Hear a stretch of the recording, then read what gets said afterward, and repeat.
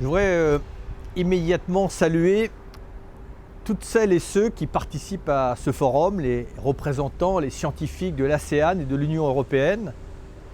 Saluer le travail que vous faites en commun et vous rappeler, mais ai-je besoin de le faire, que l'année 2015 est évidemment une année déterminante pour l'avenir de l'humanité et que selon ce que nous allons décider ensemble, collectivement à Paris, si nous sachons en faire un moment d'intelligence et d'ambition collective, vont se déterminer, je l'espère pour le meilleur, je le crains encore un peu pour le pire, les conditions d'existence de nos enfants ici en Europe, là-bas en Asie, là-bas également en Afrique.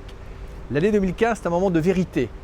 Est-ce que la communauté internationale décide de rétablir les équilibres climatiques ou au contraire de laisser échapper ce phénomène avec, comme nous le rappellent régulièrement nombre de rapports, des conséquences imprévisibles aux effets tout aussi imprévisibles. Paris, c'est un moment particulier parce que 195 États, c'est inédit, vont être quelque part au chevet de la planète. 195 États vont poser leur contribution, leur propre engagement. Et évidemment, il faut que chaque État, évidemment, en fonction de sa situation, de sa responsabilité historique, de ses capacités, de ses priorités, fasse au maximum de ses efforts pour rétablir ces changements climatiques parce que l'enjeu climatique conditionne tous les enjeux de solidarité auxquels vous et nous sommes attachés. Évidemment, les pays les plus émetteurs qui ont une responsabilité historique doivent plus encore que les autres affirmer leurs ambitions et les concrétiser à Paris.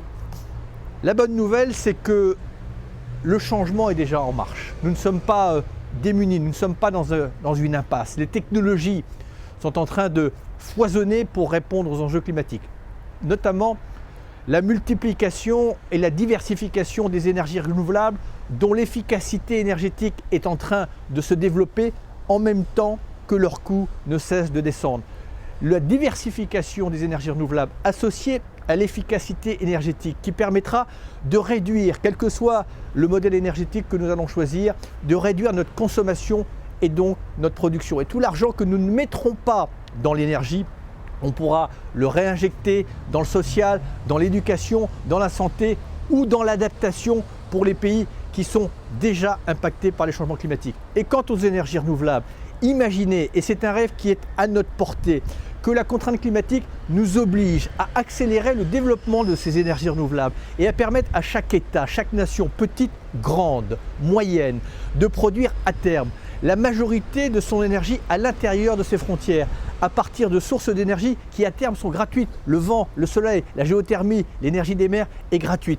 Vous allez rétablir l'équité du monde et pacifier le monde parce qu'il ne vous aura pas échappé que la majorité des conflits auxquels nous avons assisté depuis quelques décennies étaient directement ou indirectement liés au pétrole, au gaz ou au charbon. Tout ça pour dire que l'enjeu climatique, c'est une contrainte, certes, mais c'est aussi une magnifique opportunité si nous sommes capables de nous doter d'un état d'esprit universel. Un état d'esprit universel, c'est que chacun intègre qu'à Paris, nous serons tous gagnants ou tous perdants.